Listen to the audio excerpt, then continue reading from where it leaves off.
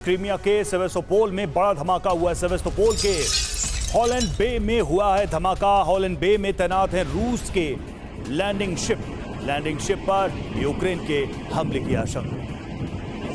Вот только что мимо нас лег 200 метров, ракета ебала в пароход, вон, видишь, горит. Так что у меня сегодня второй день рождения, наверное. У нас America और कई देशों से यूक्रेन को हथियार देने के ऐलान के बाद रूस की बेचैनी बढ़ गई है। रूस की सेना ने हमले की रफ्तार तेज कर दी है ताकि हथियार पहुंचने से पहले यूक्रेन के ज्यादा से ज्यादा हिस्से पर कब्जा किया जा सके। खास तौर से रूस की सेना यूक्रेन को काला सागर से दूर करने के लिए ओडिशा को पूरी तरह से तबाह करने में जुट गई है। यूक्रेनी फोर्स को नीपर नदी के किनारे से पीछे करने के लिए यूक्रेन के आधे हिस्से में मजबूती हासिल करने की कोशिशें भी तेज हो गई हैं। रूस के ताबड़तोड़ प्रहार के बीच हथियारों की कमी के चलते यूक्रेन अपना बचाव करने में सक्षम नहीं है। यूक्रेन की हर जरूरत का जवाब, यूक्रेन के हर हमले का हिसाब।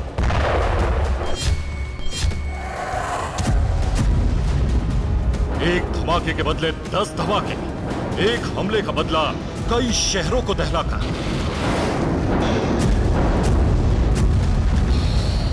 यूक्रेन ने रूस को जितना नुकसान पहुंचाया है उससे कई गुना ज्यादा तबाही मचाने का मिशन शुरू हो चुका है।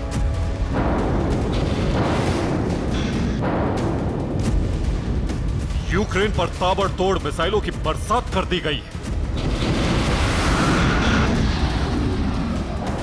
रूस के फाइटर जेट लगातार उड़ान भर रहे हैं और हमले कर रहे हैं। रूस की फौज को क्रेमलिन से ताबड़तोड़ अटैक का ऑर्डर आया है और पुतिन के आदेश का ऐसा असर हुआ कि कुछ ही घंटों में यूक्रेन के कई इलाके जल उठे।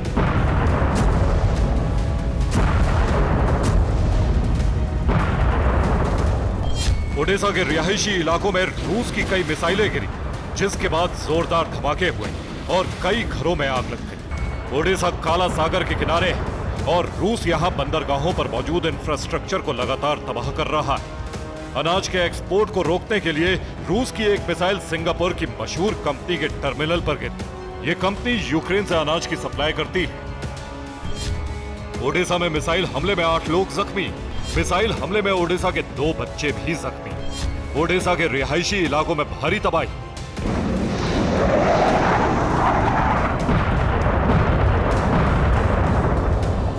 यूक्रेन की ताकत को नष्ट करने का मिशन जारी है।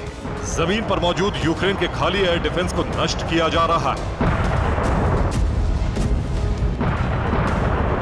ताकि मिसाइल की सप्लाई होने के बाद यूक्रेन में एयर डिफेंस बेहद कम हो।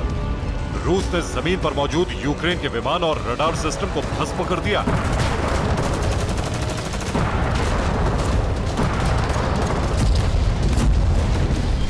डिनिप्रोपेट्रोव्स्क में रूस की सेना ने बड़ा हमला किया है। डिनिप्रो जिले के इस शहर में रूस कब्जे का मिशन चला रहा है। 20 अप्रैल को रूस की सेना ने यहां जमीन और हवा से हमले किए।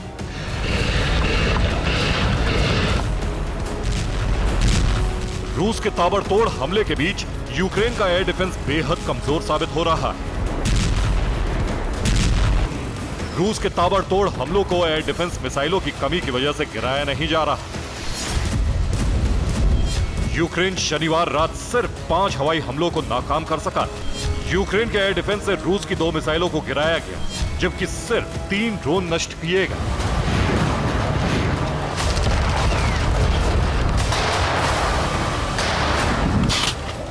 लेकिन दूसरी तरफ रूसी एयर डिफेंस पहले से अधिक मजबूत है। यूक्रेन के पलटवार को लगातार नाकाम किया जा रहा है।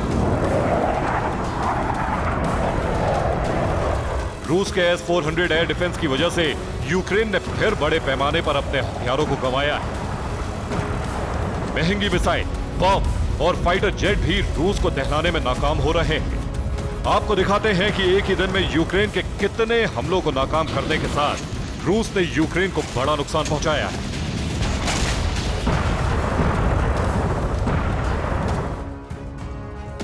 यूक्रेन की पलटवार की कोशिश कर रहा है, लेकिन रूसी एयर डिफेंस के पास यूक्रेन की हर तरह की मिसाइलों का जवाब है और इसलिए एक ही दिन में यूक्रेन के 213 ड्रोन नष्ट कर दिए गए। यूक्रेन की एक सुखोई 25 रूसी बॉर्डर के करीब गई, लेकिन रूस ने एयर डिफेंस से उसे भी नष्ट कर दिया। यूक्रेन के हैमर गाइडेड बम भी अब बॉर्डर पार नहीं कर पा रहे हैं। रूस ने 5 हैमर बम को एयर डिफेंस से नष्ट कर दिया। रूस अब यूक्रेन के फाइटर जेट का चुन चुन कर शिकार कर रहा है। रूस ने यूक्रेन की MiG-29 को मिसाइल हमले में नष्ट कर दिया। यूक्रेन की खाली हो चुके एयर डिफेंस को भी निशाना बनाया जा रहा है। निप्रोपेट्रोवस्क में एक S-300 एयर डिफेंस को भी नष्ट कर दिया गया। इसके अलावा रूसी मिसाइलों ने यूक्रेन की धरती पर मौजूद पेलिकन रडार सिस्टम को भी भस्म कर दिया। यूक्रेन के ओडिशा, निप्रो, सूमी और खार्किव में ताबड़तोड़ हमले किए।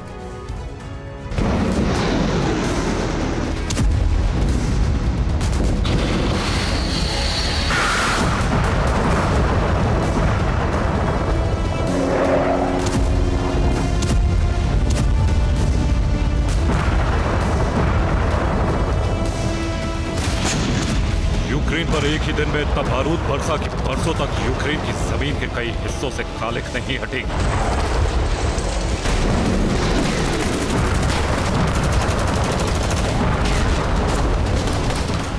हर धमाके के बाद इतना मलबा, इतनी तबाही, इतनी बर्बादी की यूक्रेन को दोबारा आबाद करने की उम्मीद पर ही अंधेरा छा गया। सिर्फ जमीन ही नहीं, यूक्रेन में इतने धमाके हुए कि आसमान का रंग भी बदरंग हो गया। अमेरिकी अब्राम्स टैंक को यूक्रेन से साफ करने का मिशन भी तेज है। 2 महीने में 5 अमेरिकी अब्राम्स नष्ट किए जा चुके हैं। अब दिव्का में रूस को पहली कामयाबी मिली थी। रूस ने अब्राम्स को नष्ट करने का तरीका ढूंढ निकाला है। अमेरिका से यूक्रेन को 31 अब्राम्स टैंक की सप्लाई हुई। रिपोर्ट के मुताबिक रूस की आर्मी के इंजीनियर्स ने अवदिव्का में टैंक के मलबे को कैप्चर में लेने के बाद रिसर्च की थी। रिसर्च के दौरान पता चला था कि अब्राम्स का बॉडी आर्मर बेहद मजबूत है।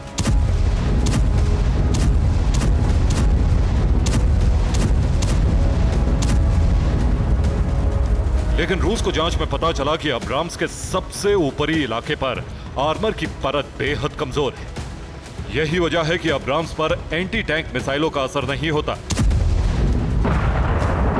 लेकिन अगर ड्रोन से अब्राम्स की छत पर प्रहार किया जाए तो टैंक भस्म हो जाता है। इसके बाद से ही रूस की सेना लगातार अब्राम्स को निशाना बना रही है। सूमी पर रूस का ताबड़तोड़ प्रहार जारी है। सूमी के 13 इलाकों पर रूसी सेना का हमला हुआ है। एक ही दिन में सूमी पर 54 बार गोलाबारी की गई। सूमी में 20 अप्रैल को 283 धमाके हुए।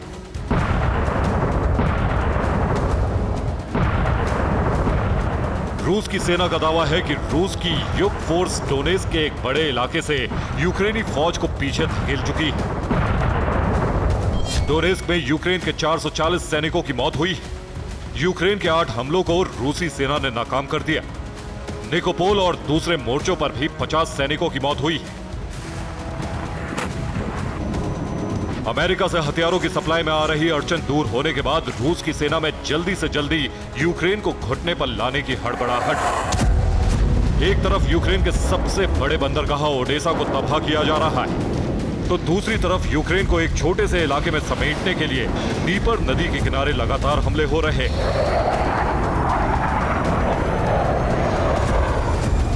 रूस की थल सेना को अब वायुसेना से पूरी मदद मिल रही है। दो तरफा प्रहार से हथियारों की कमी से जूझ रहे यूक्रेनी सैनिक हर मोर्चे पर पीछे हटने को मजबूर हैं। Bureau report, TV9 भारतवंश।